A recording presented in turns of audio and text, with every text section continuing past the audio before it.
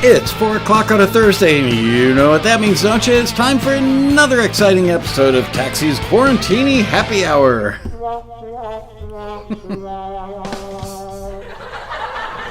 Yeah, the audience loved it. How are you guys? Good to see you all. Let's say hello to the folks in the chat room. See who we've got on board today for an exciting Ask Michael Anything episode.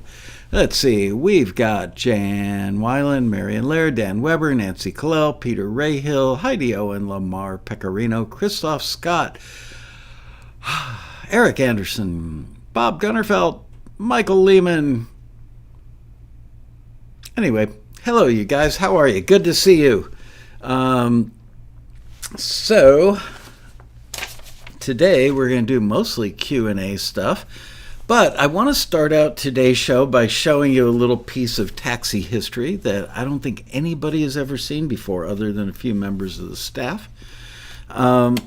This is literally the tape machine. Let's see, there we go. This is the tape machine that Taxi was started on. Back when I used to do screening, I would do the regular taxi work from like 7 in the morning until probably 7 at night, and then do screenings. Screeners would come over to our apartment. Sometimes I would go to their house and bring those white plastic mail bins, like 5 to 10 of them in my car, and we would load them into somebody's apartment, and 4, 5, or 6 of us would gather in that person's living room or on their floor or wherever. And this is what I used to use. This is obviously a Sony Walkman, but it's a Sony Pro Walkman that was given to me by the good folks at Sony Pro Audio many, many years ago. And this thing weighs probably 2 to 3 pounds. I'd say easily 2 pounds. Look at all the cool stuff that it's got that other Walkmen don't have. Kind of hard to get it in focus, huh? Let's see. There we go. So, and it's also got all this good stuff, and it's got all that good stuff. Basically, this thing is kind of like, I mean, it's got a variable speed thing on it. You can plug it into 6 volts in. You can do line in, line out. It's got settings for the type of tape formulation, normal, chromium, and metal.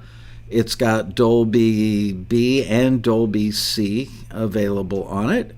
It's got a VU meter, which can be in VU mode or peak mode. It's got a battery indicator, battery life indicator. It's got headphone volume. I think that's it. Anyway, at the time, this thing was several $100s, maybe even like $600 or $800. They're still selling for that. They're collector's items. It's got really good heads and a really good transport, although this one's got thousands of hours of use on it. I mean, I worked on records where I would literally run board mixes to this tape machine at night, and it sounded almost as good as the 1/4-inch tape machines running at 30 inches per second. Wow, Robert Else, you've got one of these. It is an excellent machine. It is literally like having a Nakamichi portable cassette deck. Speaking of which, I actually recorded Bill Cosby on this very deck. Once upon a time, back in probably 1986, 87, Bill Cosby was doing remember he would do the Jell-O commercials? He was doing a photo shoot in Lower Manhattan. I was working in Midtown Manhattan. I was the manager of a very large, maybe the largest audio post facility in the world at the time. Shoot, I just put my makeup on right before the show, and now I want to sneeze. Anyway, Bill Cosby was doing a photo shoot with a bunch of children. For Jell-O, and we got a call that the ad agency that we routinely worked with on Jell-O commercials needed to get some voiceover stuff done from Bill Cosby, but the only place he was going to be in Manhattan on that day was at this photo shoot. So I ended up drawing the short straw to go do it. And I remember I took a couple of road cases with me and threw them in a cab and went downtown.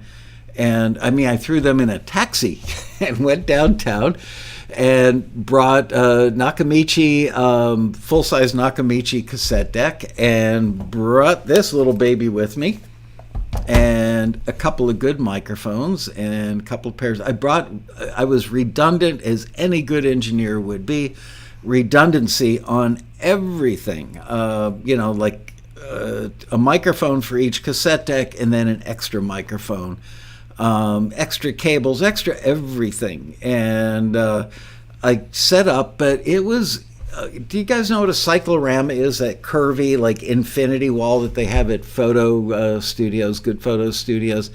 Well, Cosby and the kids were shooting in that thing, so it makes it look like there's nothing behind them other than just whiteness. And so I get down there, and the lady from the ad agency greets me, and she brings me over to Bill. Mr. Cosby, I'd like you to meet Michael. He's from Howard Schwartz Recording. He's going to do your audio record today. He wasn't the friendliest guy in the world, let's just say. But he's like, okay, whatever. So I go as far away as I can get from that reflective wall, and I set up a table, and I throw a moving blanket on top of it. I brought some of those big metal clips that they use on, film shoot sets, and brought some moving blankets with me, and got permission from the people at the photo studio to set up some cross rods, trusses on top of their stands, and set up like a little studio in the corner. Got as dead as it could be in a photo studio with a lot of hard surfaces. Anyway, so they take a little break and come on over, Mr. Cosby, and I sit him down and I stick the two microphones in his face, and I've got my stopwatch with me, and we record this stuff. And I think it was a promo for some sort of charity thing Jello was doing or something like that. And I run the stopwatch, and he read it just fine. He nailed it in about 31 and a half seconds, and I said, that's great job. Let's go for another one so we can nail it in 29.5. And he does it again, and he nails it in 29.5. And I said, and let's get one more for his safety. And he looked at me and said, if you were any good at your job, you wouldn't need a safety. To which I went, Bill, anyway, I'm sorry, but we're going to get a safety just because that's the way I roll. Okay, so we got a safety, and then he just stood up, walked away, didn't even say goodbye, didn't shake my hand, didn't thank me up and down like he probably should have. Anyway, that was my Bill Cosby experience. I have also recorded Roseanne Barr and Tom Arnold on this thing. After I moved to Los Angeles, I no longer worked at Howard Schwartz. One day, Howie himself, who remains a close friend to this day, Howie called me up and said, hey, can you do me a favor? One of the ad agencies that was working at Howard Schwartz needed Roseanne and Tom Arnold to be recorded for something, like a TV show promo or something. And they were going to be at a comedy club or something that night, and could I go record them in their dressing room? So I took this baby with me. I didn't have any other gear than this, so I was working without a net. I only brought one microphone, one cassette machine. I didn't have road cases with stuff because I wasn't working at a studio at the time. And I went down there and I recorded Roseanne and Tom backstage at this comedy club or theater or whatever it was. And they were fired up for the show. Let's just say they were fired up for the show. They might have had colds. They had the sniffles. But they were in very good spirits. And remember, like a week or so ago, I played you that music from Martin's Dam. That same day, I was looking through all my stuff, and I found cassettes of the Roseanne thing. I don't think I found the Cosby thing in there, but I did find Roseanne and Tom in there, and I was listening back to it and go, oh my goodness.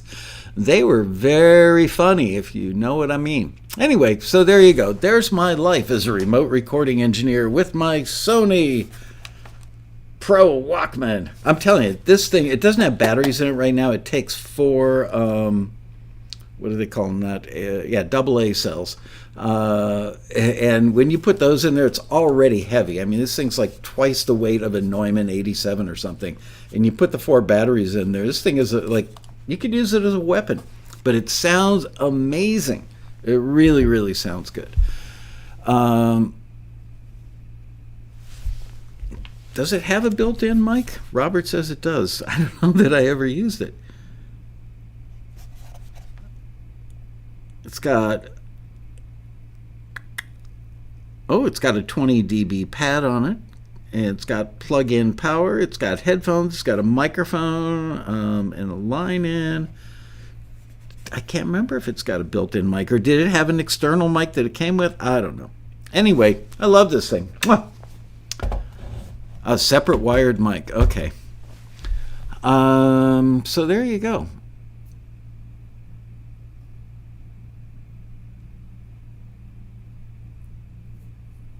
Sat behind Billy Joel and Christy Brinkley at a Return to Forever show and recorded it on a Walkman. Ooh, that sounds illegal. I don't remember the mic this came with. I'm going to have to look that up. No, this it doesn't sync. It doesn't. I mean, you could no, it doesn't sync. I was going to say you could use one track to record on the other track and print a SMPTE thing on there, but nope.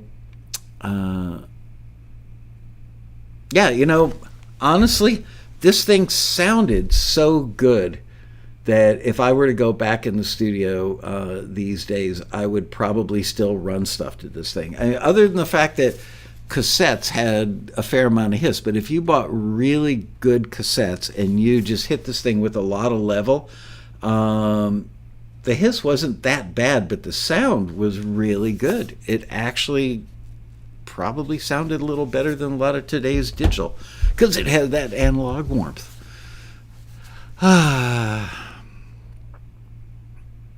Hardware's making a comeback. I hope you're right, because then I'll know how to run everything. Anyway, I also was looking at my list of quotable quotes today and had a few more really deep thoughts I want to talk about. No, it doesn't take XLRs. It's got like mini ring tip sleeves.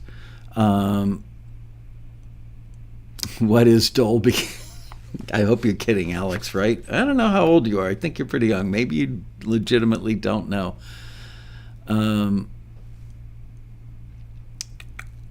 Okay, here's one from Mark Hunter. I don't know who Mark Hunter is.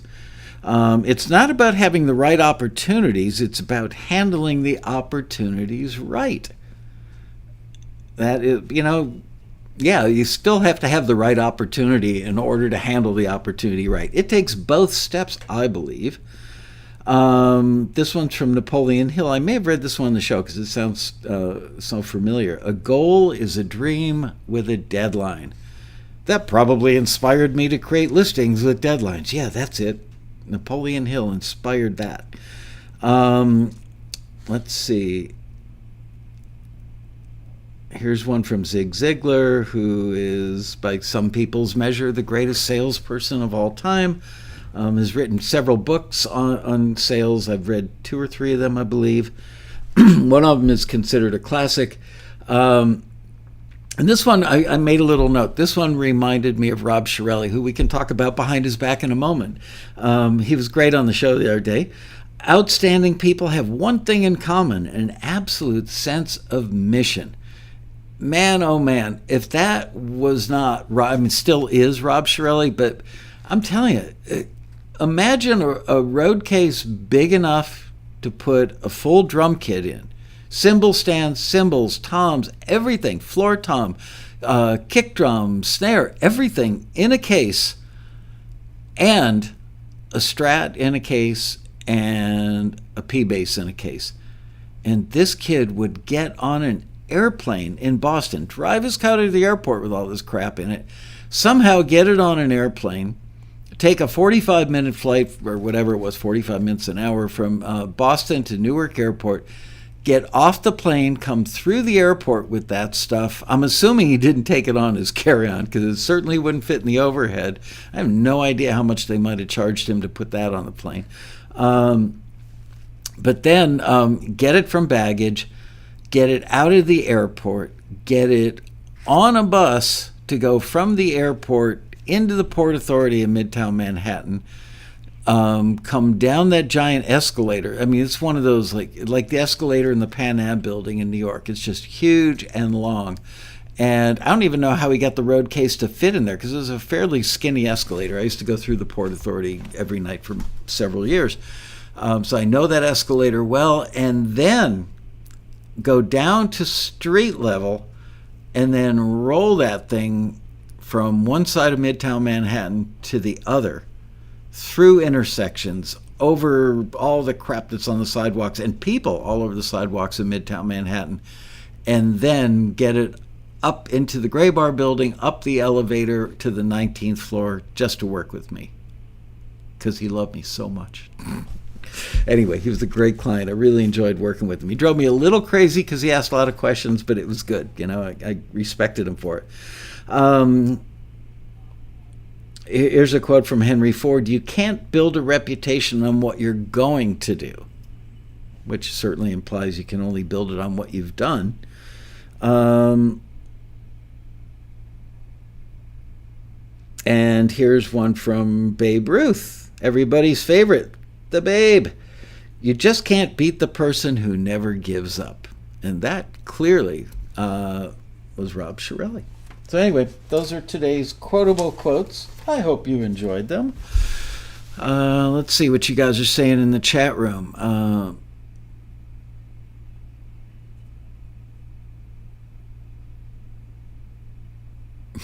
Dolby is like an automatic potato chip liquor for those. Whoa, I got to go back to that.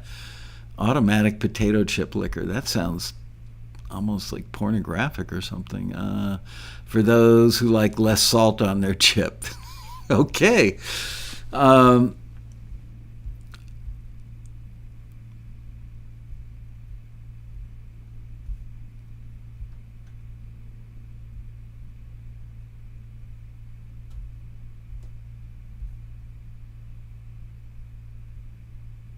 Rob prepared you for all of us and our gazillion questions. Yeah.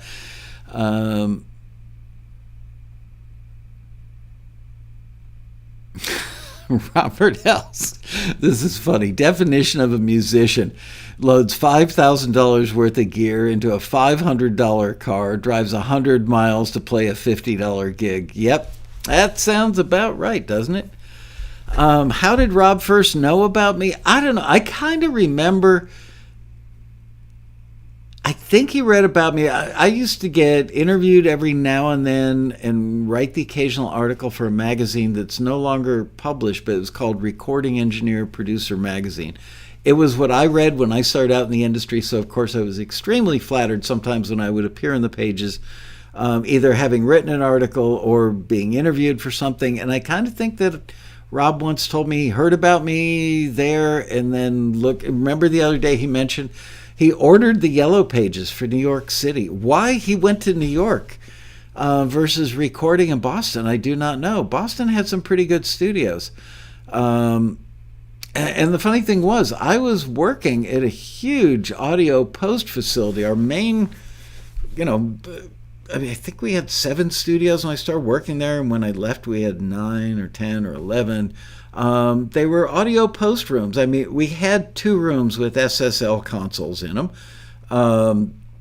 The room that I most frequently worked in was also a music room and an audio post room. So we had like a 1-inch videotape machine with 3/4-inch videotape decks. I also had in that room a pair of LA2 tube limiters. I had a couple 1176s. I had, I want to say, a pair of LA3s in there. Had 2 EMT 140 plates that used to belong to Phil Ramone, and before him, the other Phil. Like Phil, I accidentally or purposely shot somebody at a party once. That Phil. The plates that made it on all those famous records that he did. So, oh, nah, it's behind the thing. I won't show you now. Anyway, what else do I have in that room? A mic collection. Anybody, I mean, old ribbon mics. Literally, one of them still had the NBC thing on it. Ribbon mics, like from NBC back in the 40s and 50s. Lots of 87s, lots of 47s. I think 167. I want to say a pair of Sony 37Ps. Tons of 57s, obviously, and 421s and 441s. Probably 4 to 6 AKG 414s of different vintages. Just everything you could want in a room. A 48 input SSL 6048G, if I remember. I can't remember if it was an E or a G now. Honestly, don't remember. I think it had Yuri 813 time aligns for the big monitors. NS10s, Oratones. I think at one point maybe a pair of JBL 4311s in there. Just like everything. When I first started working in that room, it had an MCI 24 track. They were pretty good machines. They were, not quite a Rolls Royce, but they weren't a Chevy. They were relatively inexpensive, fairly well built, sounded pretty good, were pretty reliable. The things that broke in them broke kind of routinely. Everybody that worked on them knew how to fix anything that broke. You just pop out one card, shove another one in. Anyway, that's the room that Rob and I worked in.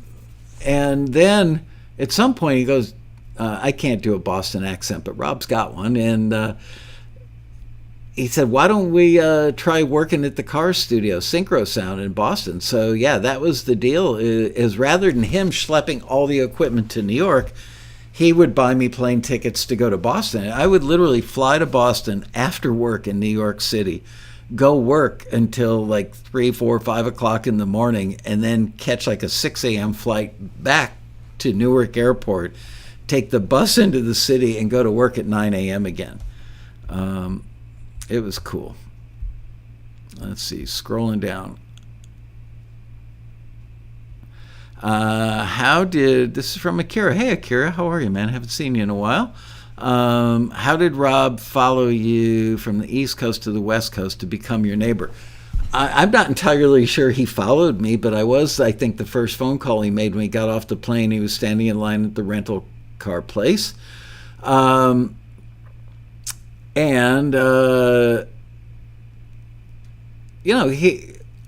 weren't best friends back then. We got along fine, but we weren't nearly as tight. I mean, we're like brothers now. And so this would have been around 1989, I believe. And I had just split up with a girlfriend, so I was flying solo and really had nothing to do. And Rob arrived in town and took me out to dinner, picked my brain on where he might try and get a job, that sort of thing. And then probably 6 months later, I met my wife, now wife, Deborah, and he met his soon-to-be wife.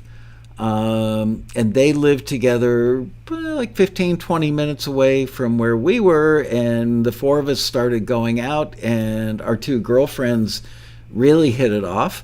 They're still friends to this day, like however many years later that is, 30 years later. Wow. We had moved to where we lived, and I know that my wife mentioned to his wife that we were moving from Woodland Hills out to where we live now, and I think they started looking for a house in that area because my wife said, yeah, we really like it out here. It's very family-ish, very good for the kids, very safe, very clean, very green, just all that good suburban stuff. And they moved. I do remember Rob calling me up when they found the house that they really liked. Rob called me up and he goes, you're not worried about the traffic noise? Because we do live about a mile from the 101 freeway. We also, at our house, here, I can show you. that's the view from our kitchen table looking out at the mountain range. And as I've mentioned, the Shirelles live... I can't do it. The Shirelles live down there, okay? So they're a little closer, a few hundred feet closer to the freeway. And Rob called me up in his Boston accent, said, "What do you think about the noise?" And I said, it sounds like the ocean off in the distance. It's not so, if you had your windows open and the ocean breeze was blowing towards us, because the ocean is like 5-6 miles away on the other side of that hill, you can hear the freeway. But it's not like horrible. It's not that annoying or anything. Anyway, so they bought that house. But at the time, we didn't live in the house with this backyard. We lived about 2 blocks away in another house that had a similar view of the same mountain. So there you go. That's everything you need to know about my entire life. And here's where we own our 10,000 square foot house on the beach in Hawaii. I'm joking. We don't own a 10,000 square foot house anywhere. That is a picture of Hawaii, but we don't own a house there. And let's see, there's a picture of where our yacht is parked. Nope, don't own a yacht. I used to make boats out of tinfoil, float them in the bathtub when I was a kid. And here I am, back at my home studio. Anyway, so that's how Rob ended up in our neighborhood.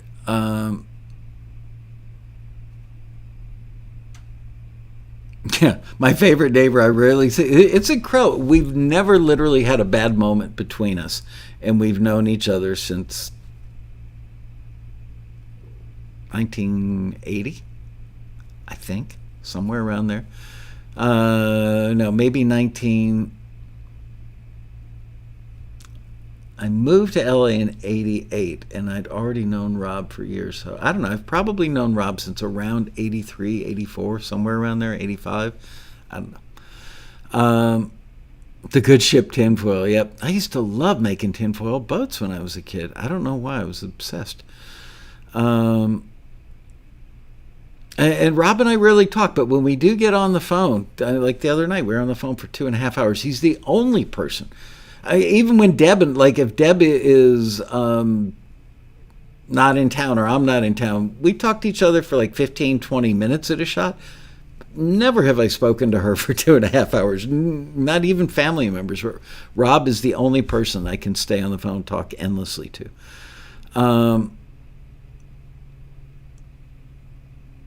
Alex still wants to know, does anybody own or know about Serum? Is it worth getting this plug in? I've heard the name, but I don't know anything about it, Alex, I'm sorry to say.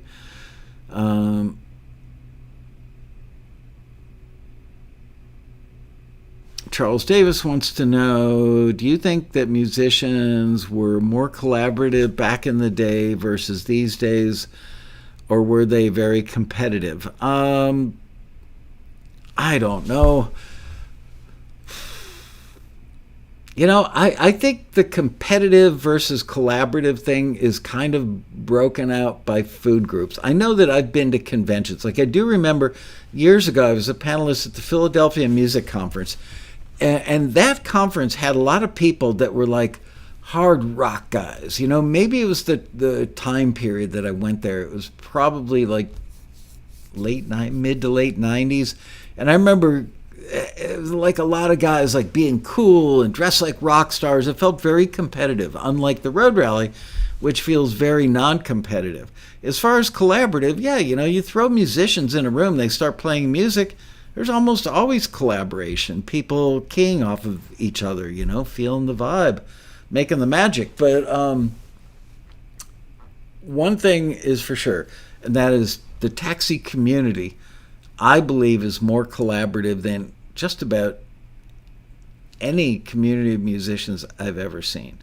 I think some of it honestly started out with people wanting to glom on to successful taxi members, because if they worked with them and they were a collaborator on a piece of music, that way the music was already probably getting into a library's catalog, because the longer-term member who was more experienced, they had more contacts, had already established some relationships. So maybe there was some impetus to ride the coattails in, but I think that quickly fades away if that was in fact any motivation.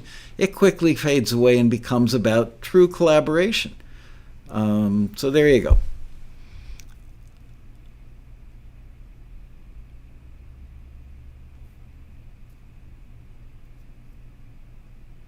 Speaking of Brisbane, what's going on in Australia right now with COVID? I know that you guys were like locked down really, really long and really, really tight, more so than other countries, and want to know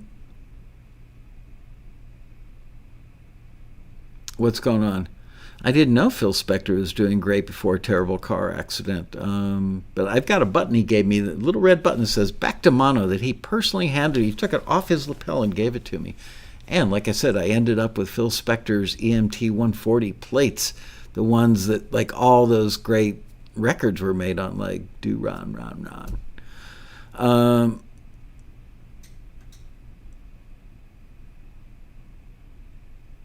Yep. We do have a great group of humans involved in taxi. I mean, seriously, my wife says to me all the time, why are you still doing the quarantine? He's hardly anybody's locked down, although we might be again in a couple of weeks, who knows. I do it because I enjoy this group of people, although I'm just giving you fair warning now. I am starting to fall behind on my road rally stuff, and I really need to get focused on it. I may cut the quarantinis back to just Thursdays only, but that is not an official proclamation yet.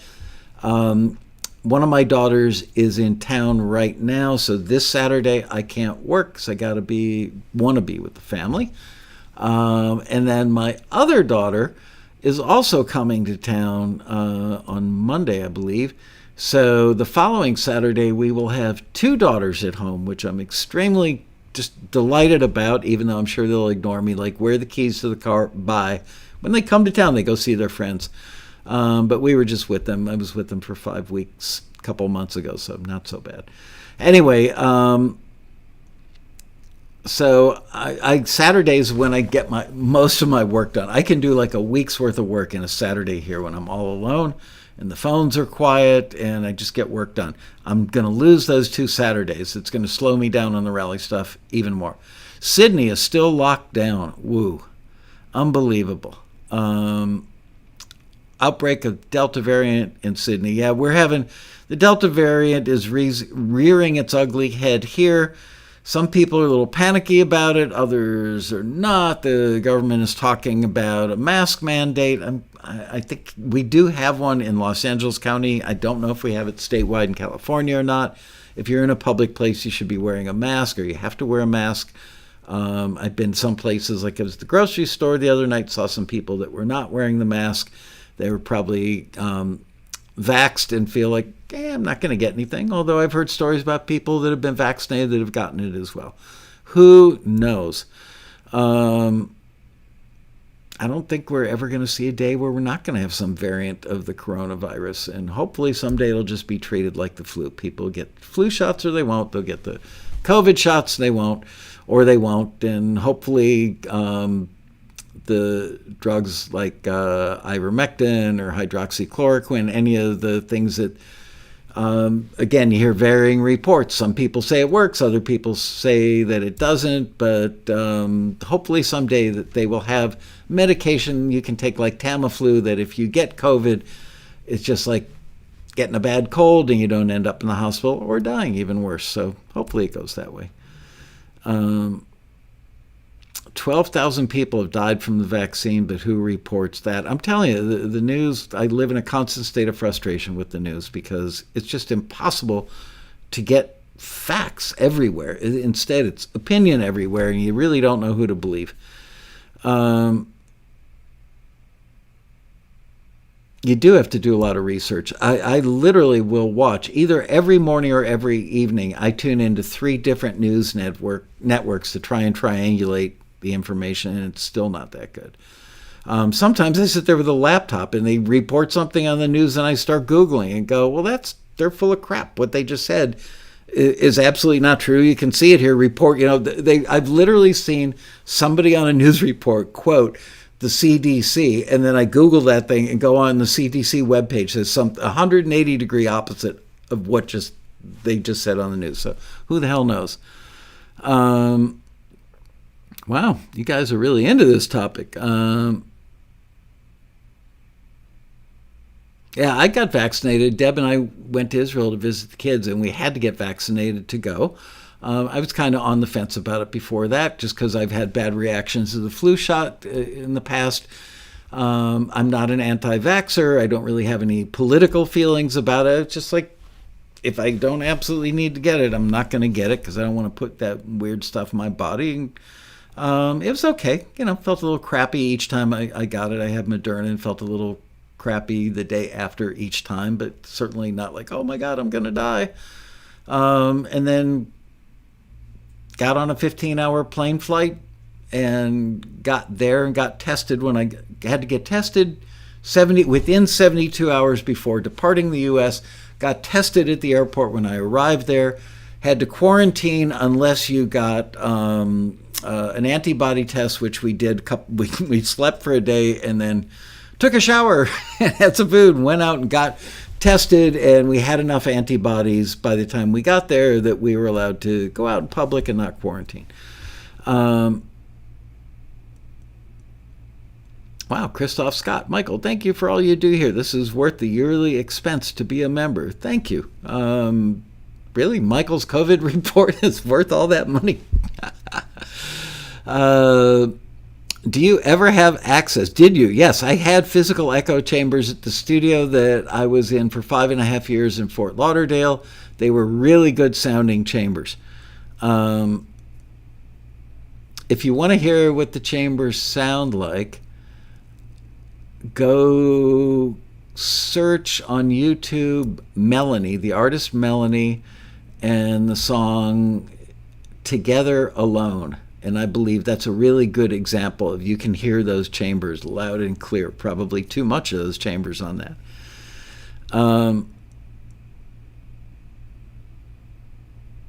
I didn't love EMT plate reverbs. They were functional. They were good. They were good pedestrian everyday reverb.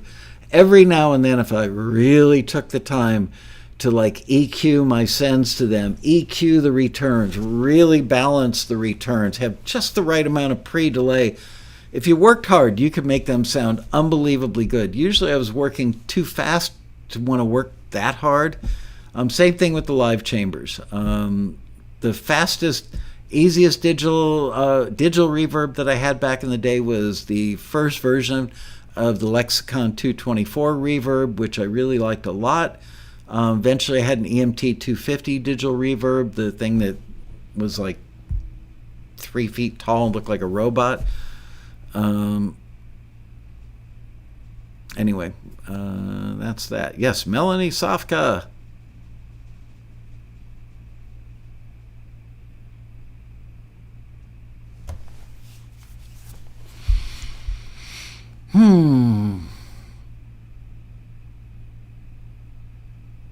How do you reach out to other taxi members to collaborate? Well, this chat room is a really good place for that, Alex. Also, go to forums with an S, forums.taxi.com. There's a collaboration section on there where you can say, this is what I'm doing, and I need a collaborator that does this or that. Oh, I missed a bunch of questions. Oh, no.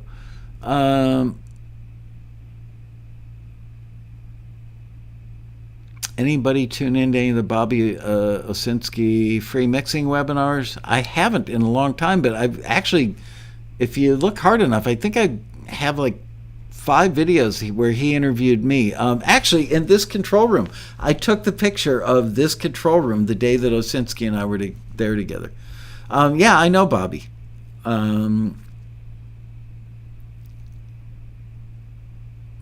Wow, Luna, which is a DAW made by Universal Audio, now has an API console. I've got to say, I loved API preamps and equalizers on snare drums with a 57 microphone. One of my favorite snare sounds ever.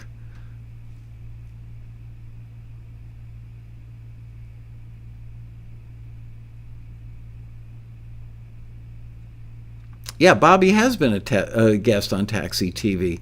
I haven't had him on in a long time. I reached out to him probably 9 months ago. Actually, I reached out to him for last year's road rally, and he couldn't do it. He was already committed on something else. I think you're right about that. Songs from a Headband. I think that Fleetwood Mac did use an API console at the record plant Sausalito. I think. Could be wrong. Yeah, can't go wrong with a 57 going through a Rupert Reeve, a Rupert Neve mic pre either. That would sound pretty wonderful. Question about an instruction in a listing. 2 listings say don't submit for friends. Beyond the obvious reason of wanting to sell more memberships, is there a reason for that? Yeah. There's a really good reason for that. It's a legal reason.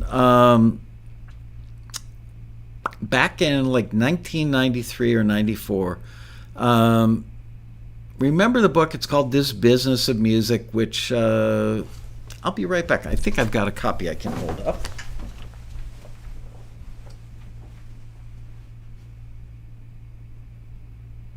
Yeah, maybe not. I think I must have it on a bookshelf at home. Anyway, there's a book that for a very long time was kind of the seminal book about the music industry called This Business of Music. And the co-author was a guy, an attorney by the name of Bill Kraslovsky, or William Kraslovsky as it said on the cover. Anyway, Kras was the first lawyer that I hired as kind of Taxi's corporate lawyer. After the company was started up, we took care of all the business law kind of stuff. When it got into the musical aspect, Kraslovsky was the lawyer I used. So I called him once and said, "Hey, Bill, I'm coming to New York. Can we go to lunch or something?" He goes, "Sure." So he said, "I'll meet you on the corner of 48th and 6th.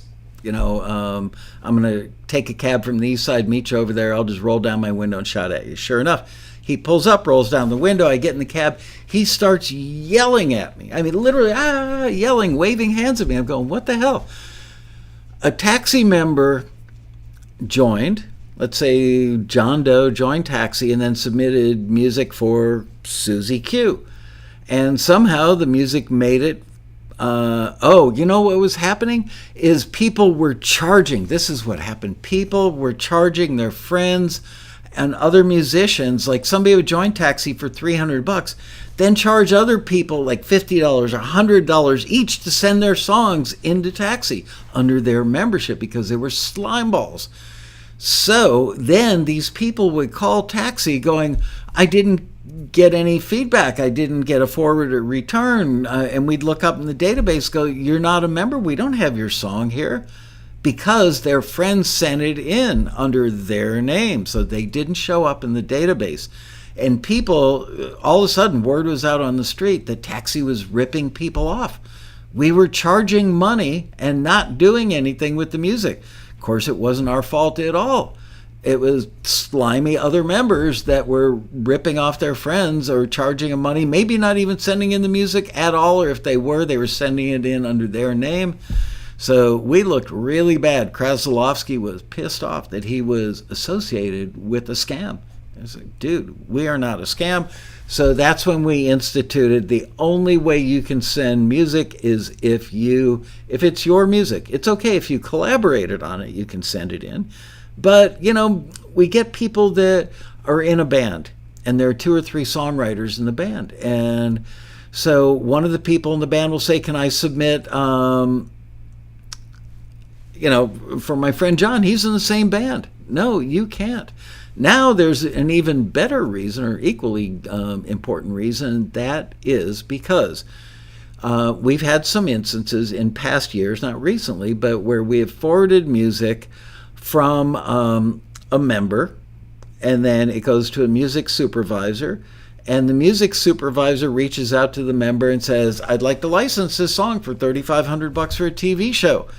And the member goes, oh, dude, that's not my song. I sent that in for a friend. And the supervisor's like, "Oh, really? So you misrepresented, you falsely represented that this was your music?" and you sent it in, and you can't sign the paperwork on this. You can't grant a license for this. And guess what? I'm never going to work with you as long as I live. Goodbye. Hang up the phone. So those are the reasons. There you go.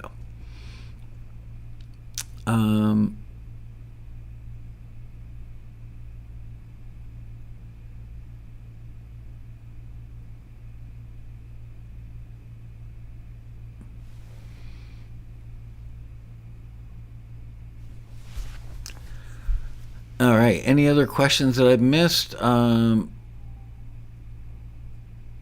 Oh, I missed the first part of your question. Apparently, what if I've remastered the recording? I think I missed the first part of that, so I don't know.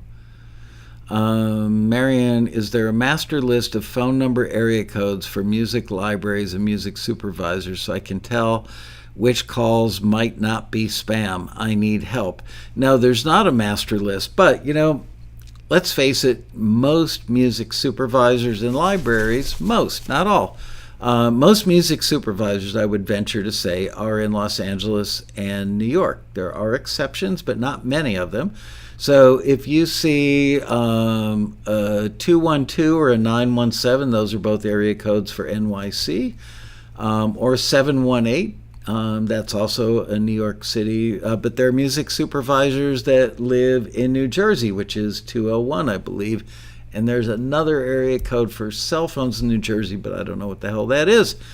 In Los Angeles, we've got, what do we have in Los Angeles? We've got 213, 310, 818, I think 323 is also out here.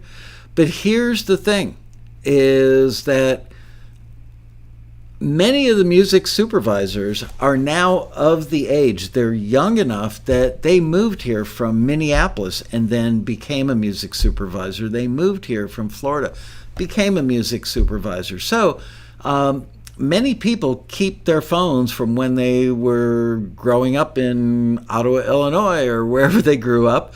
And their phones and their numbers travel with them to the city, the destination where they get to realize their career goals, and that being LA, New York, probably, or Nashville.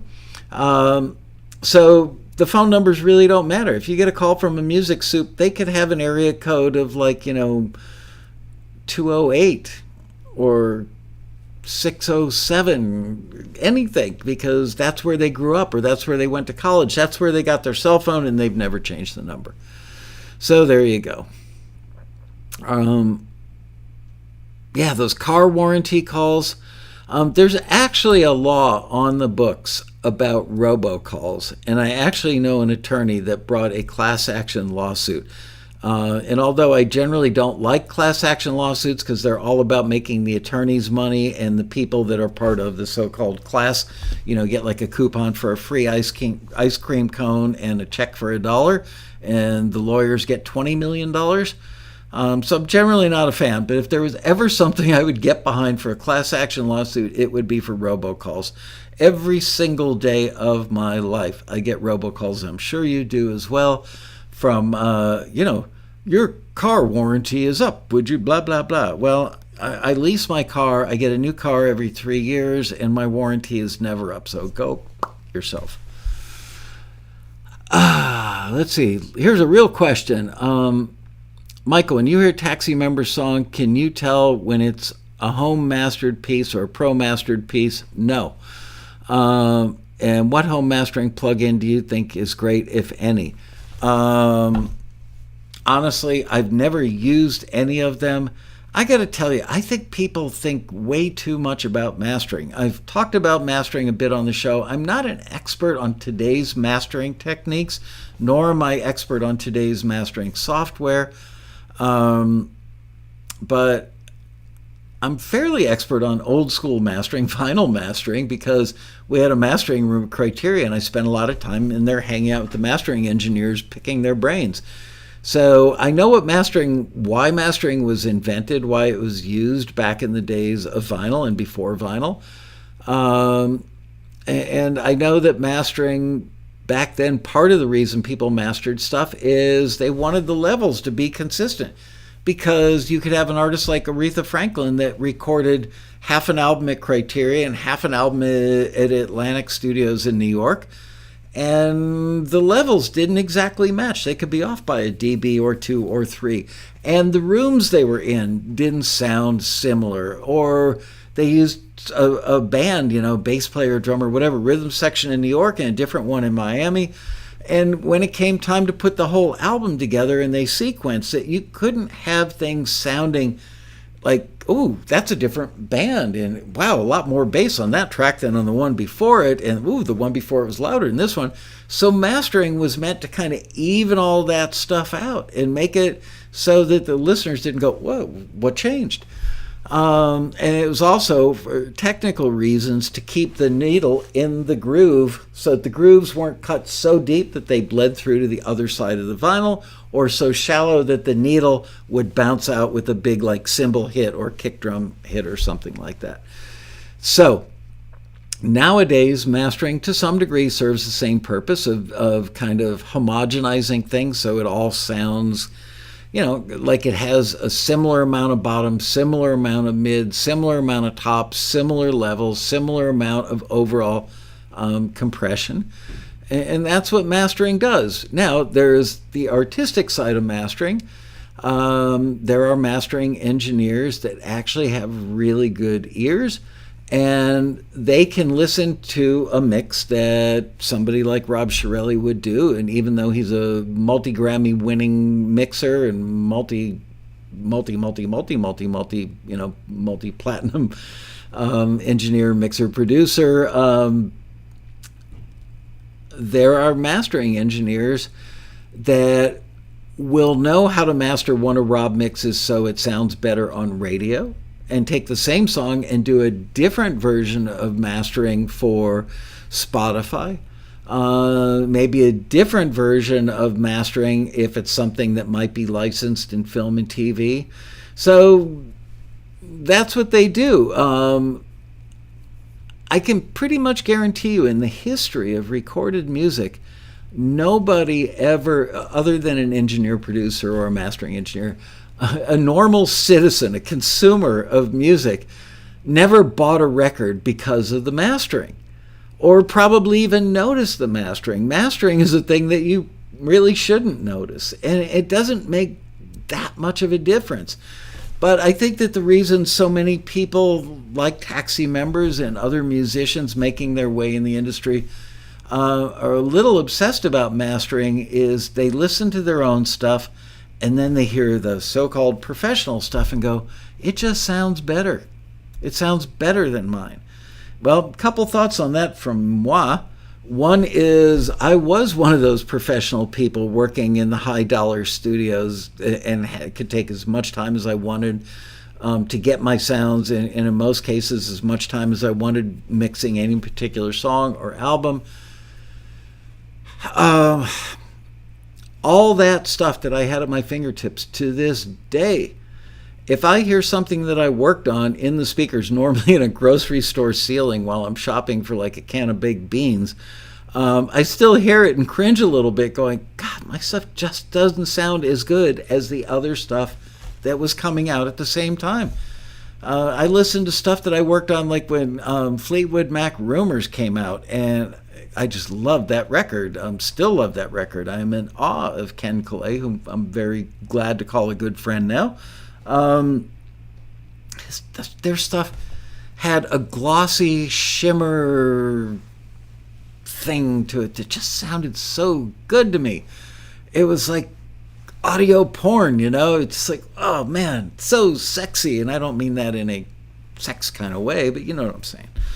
And I listened to stuff that I worked on, even stuff that I engineered that maybe one of my heroes ended up mixing, and I listened to it and go, just doesn't sound so good. Well, the reason is because it is permanently emblazoned into my frontal cortex. I know every little nuance of that stuff.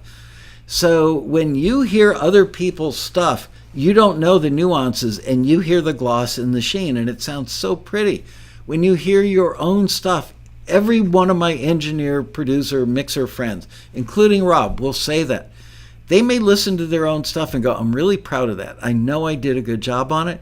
But they will all tell you, if you just ask the question the right way, do you hear other people's stuff and think my stuff just doesn't sound that pretty? And they'll all say yes. And I know that people think that mastering solves that problem. It doesn't. A lobotomy will solve that problem. Get a freaking lobotomy and then listen to your stuff, and it will sound just as good as everybody else's.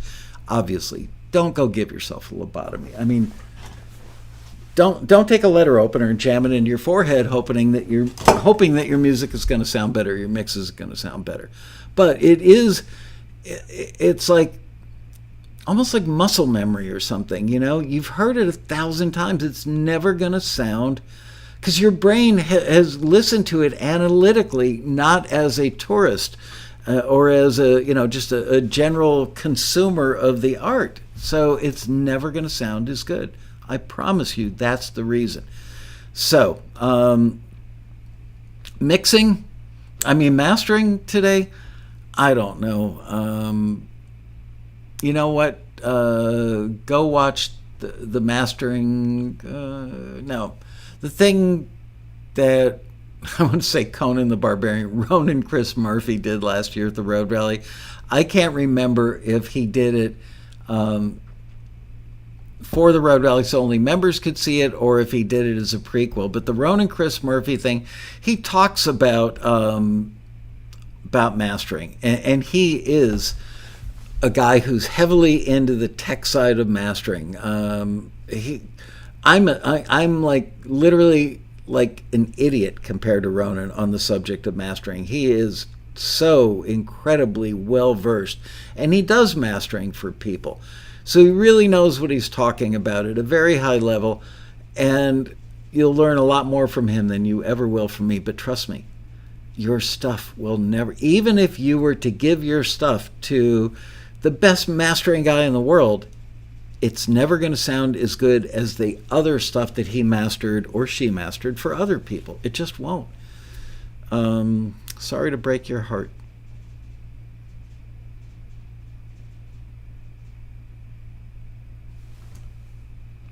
I was once, I managed along with my partner in Taxi at the time and our vice president, Doug Minnick.